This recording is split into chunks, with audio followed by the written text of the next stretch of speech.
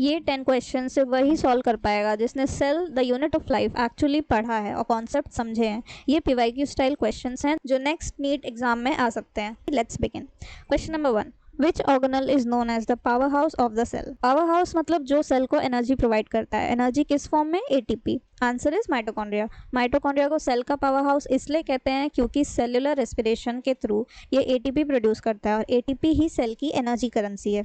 Easy trick, M for mitochondria, M for maximum ATP. And always remember, power house doesn't mean कि वो ATP store करता है, it produces ATP. Question number 2, which organelle is the site of protein synthesis. Protein बनता कहाँ है? DNA instruction देता है, mRNA message लेकर आता है। एक्चुअल प्रोटीन कौन बनाता है? राइबोसोम्स। प्रोटीन सिंथेसिस, ट्रांसलेशन सब राइबोसोम्स पर होता है।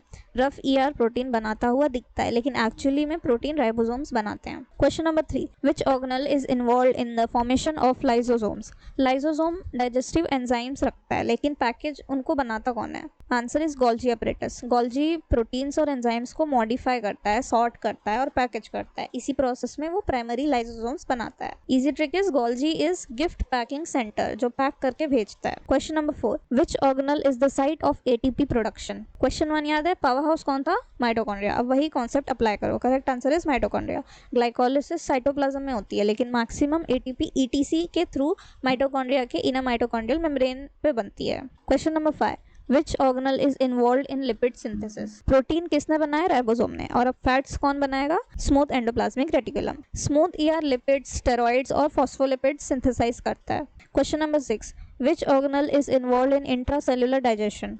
सेल के अंदर digestion, waste remove, old organelles को डिस्ट्रॉय करना, ये सब लाइसोसोम का काम है। और लाइसोसोम में हाइड्रोलिटिक एंजाइम्स होते हैं जो वेस्ट, फॉरेन पार्टिकल्स और डैमेज्ड ऑर्गेनल्स को डाइजेस्ट करते हैं। Question number 7, which organelle is considered the transport hub of the endocytosis pathway. Material cell के अंदर आया, अब डिसाइड कौन करेगा? रिसाइकल होगा या गोल्जी जाएगा या लाइसोसोम बनेगा? Answer is एंडोसोम्स। एंडोसोम्स एक सॉर्टिंग स्टेशन की तरह काम करते हैं। ये डिसाइड करते हैं सेल के अंदर आया मटेरियल कहाँ भेजना है। Endosome equal to entry manager.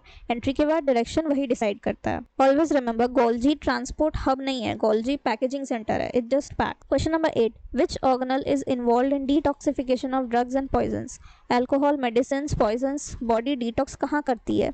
Smooth endoplasmic reticulum में।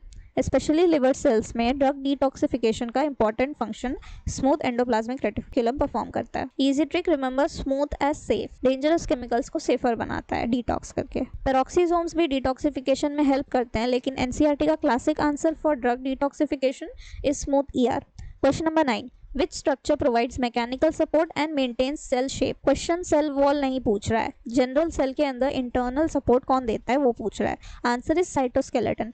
साइटोस्केलेटन माइक्रोट्यूब्यूल्स, माइक्रोफिलामेंट्स और इंटरमीडिएट फिलामेंट से मिलकर बना होता है। ये सेल को शेप, स्ट्रेंथ, मूवमेंट और इंट्रासेल्युलर सपोर्ट प्रोवाइड करता है। Easy trick is cytoskeleton. नाम में ही स्केलेटन है, जैसे बॉडी को स्केलेटन सपोर्ट देता है वैसे ही सेल को साइटोस्केलेटन। और ऑलवेज रिमेंबर कि सेल वॉल सिर्फ प्लांट्स में होती है, साइटोस्केलेटन प्लांट और एनिमल दोनों सेल्स में होता है। Question number 10, which organelle contains its own DNA and synthesises some of its own protein. ऐसा कौन सा ऑर्गेनल है जो थोड़ा इंडिपेंडेंट बिहेव करता है, जिसके पास खुद का डीएनए भी है और अपने कुछ प्रोटीन्स भी बना सकता है? Answer is mitochondria. और इसका आंसर क्लोरोप्लास्ट भी हो सकता है पर वो ऑप्शन में नहीं है। माइटोकॉन्ड्रिया के पास अपना सर्कुलर डीएनए होता है, अपने 70S राइबोसोम्स होते हैं, इसीलिए ये अपने कुछ प्रोटीन्स खुद सिंथेसाइज कर सकते हैं। इसी वजह से माइटोकॉन्ड्रिया को सेमी ऑटोनॉमस ऑर्गेनल भी कहा जाता है। ऑलवेज रिमेंबर, न्यूक्लियस के पास डीएनए होता है लेकिन एनसीईआरटी के अकॉर्डिंग माइटोकॉन्ड्रिया और क्लोरोप्लास्ट के पास अपना डीएनए होता है। And to learn about this in detail you can study the endosymbiotic theory. तो future doctor, let me know in the comments कि तुम्हारे 15 में से कितने क्वेश्चन सही हुए, और अगर 15 आउट ऑफ 15 आए तो आउटस्टैंडिंग, पर अगर कोई क्वेश्चंस गलत हुए तो टेंशन मत लेना, इसीलिए ये सीरीज बनाई गई है। हर वीडियो के बाद तुम्हारी बायोलॉजी और स्ट्रॉन्ग होती जाएगी। वैसे ये चैनल सिर्फ एक और नीट चैनल नहीं है, we are a team of MBBS doctors and MD doctors with different specialities. हमसे अगर कॉन्टैक्ट करना हो, गाइडेंस लेना हो, you can join our Telegram channel, link is given in the description below. और अगर तुम्हें daily PDF, short notes, practice quizzes, revision sheets चाहिए तो वो भी वहाँ मिलेंगे। वहाँ हम डेली स्टडी रिसोर्सेज शेयर करते हैं और जितना पॉसिबल होता है स्टूडेंट्स के डाउट्स और गाइडेंस में भी हेल्प करते हैं। मिलते हैं अगली वीडियो में। Until then keep learning, keep improving.